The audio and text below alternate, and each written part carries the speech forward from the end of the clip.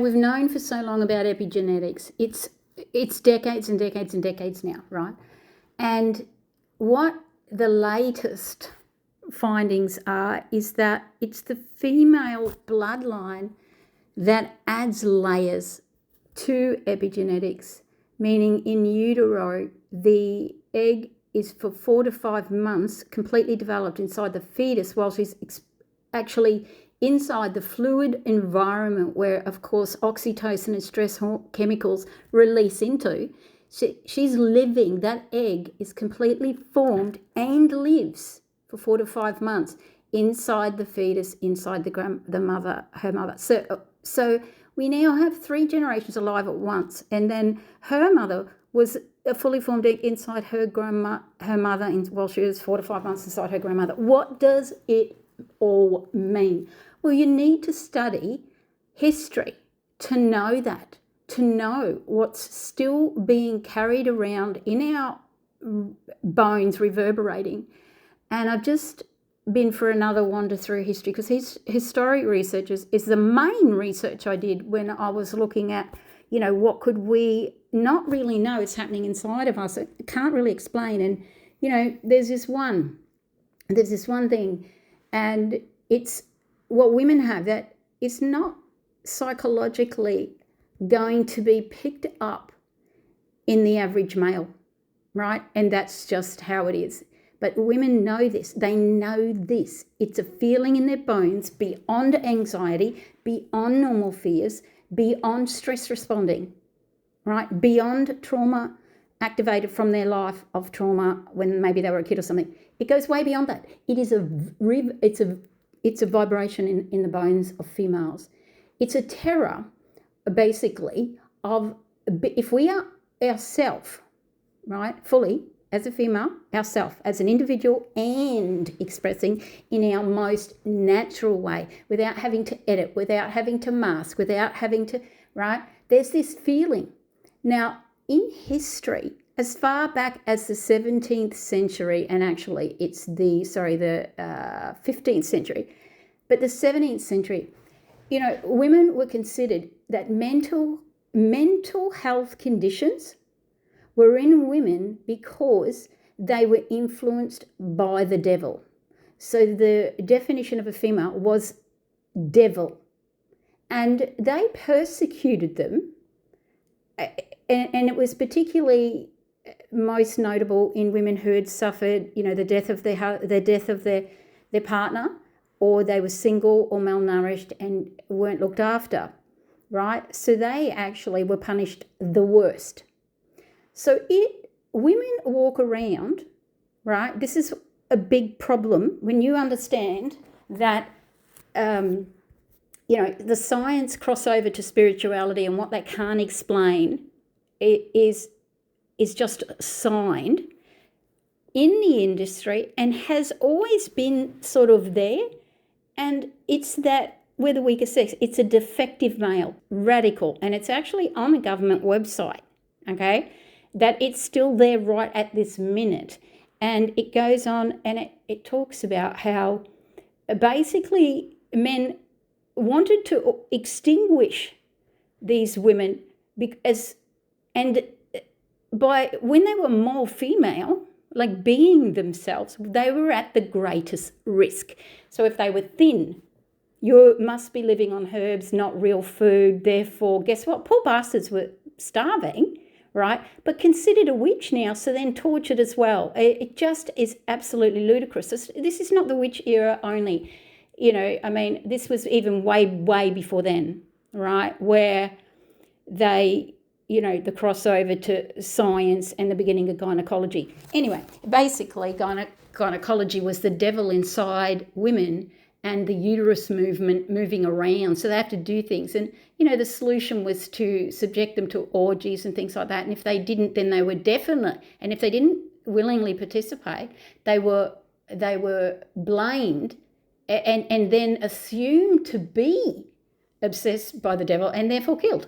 So, this feeling women have, according now to what they discovered as the most influential factor, right, that is a part of epigenetic science, right? But it's epidemiology, right? The field of epidemiology, and there's epidemiologists, looking at how we've arrived at where we arrive and what are the most influential changes we can make, but only to then discover that the female line has never died. The bloodline has never died. Never died, never died, never died, never actually been severed. And so that's hiding these feelings that women can't explain because they're still alive in them to some degree. And, I'm going to hypothesize that this is a lot behind the reason why women revert with almost all mental health approaches, right? And medicine and chemically affecting the woman to subdue her, by the way, was the first original reasons. Because if a young woman showed signs of excitement, right, that was the devil. So originally, this is where medication started for women. And so the reason why science then was only testing the females as being castrated mice that they castrate, and that's the female version, it's stemming from this.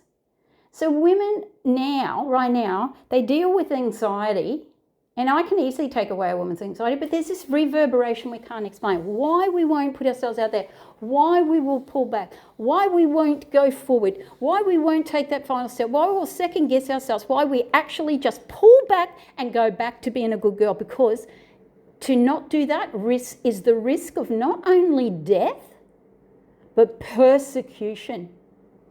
You ask every woman if this makes sense. And they'll go, oh my God, that's that feeling.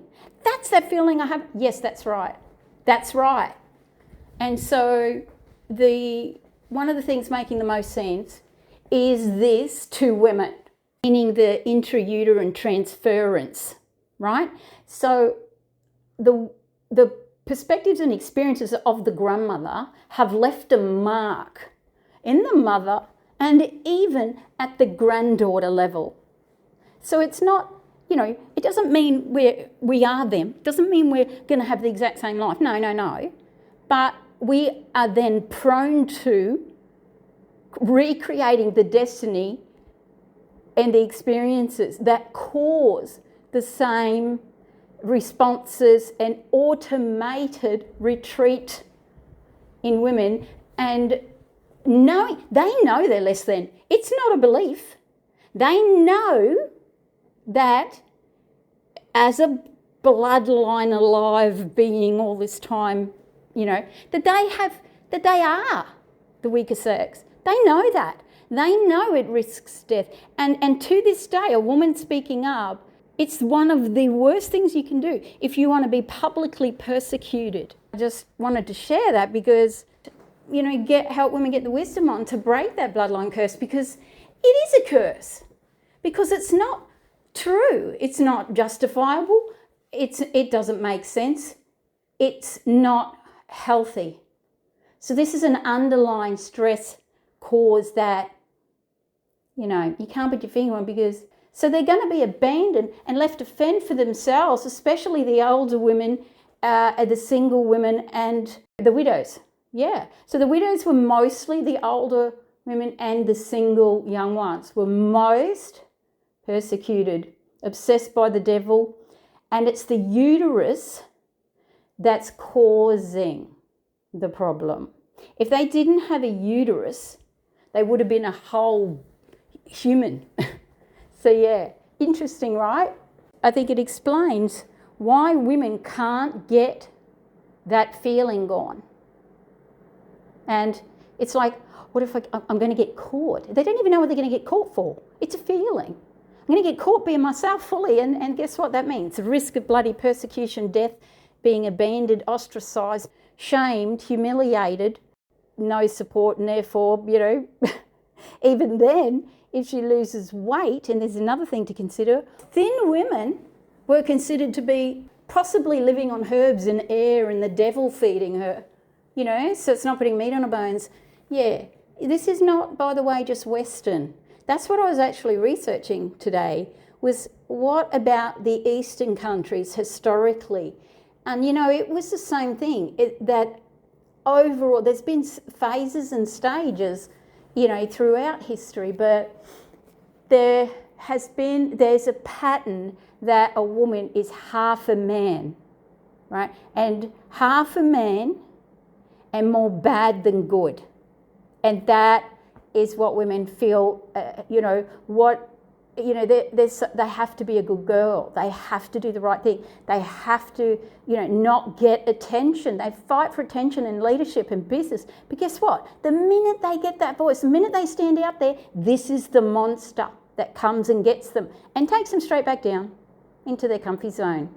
Anyway, probably only women will relate to this or understand this. Anyway, leave a comment. I'm really curious if you, as a woman, understand this. I know, you might have been told that this isn't in existence anymore, that it's not, makes no sense, it's not practical, it's not logical. But, education was seen to be a thing that came in at a certain point, and that was the only thing that could train you out of being influenced by, the invisible, right? And the demonic devil and so on, possession and all of that stuff. Women were subjected to exorcisms because if they were emotionally considered unstable, doesn't matter what was happening at the home, that was never ever mattered. It was always equated to a certain list of about 6 things. They needed more sex, or sex sent them crazy, or they were obsessed by the devil, or they were tempted and they were causing witchcraft and using it on their enemies, the rich and wealthy farmers and stuff. So, if a farm suddenly went broke, they looked for a neighbouring older woman and blamed her and would kill her.